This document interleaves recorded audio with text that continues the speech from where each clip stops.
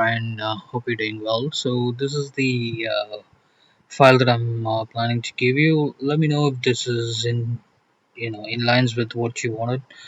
So basically, this particular chart is kind of linked to this one, and this one is actually linked to this one actually. But it's just to kind of put in the procedure that I put. I can even change this to this one. It's not a big deal. So with respect to just to kind of have a placeholder as well, I've done. It's up to you to have anything anywhere. So this particular chart with the CA tactical and the this one goes down to the bottom where I just showed. So let's and then you have your you know.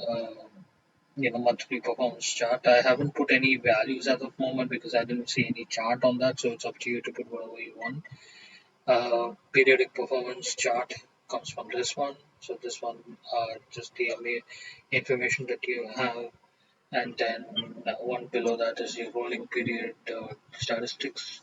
Again, I didn't see any charts or anything, so that's why I've left it alone.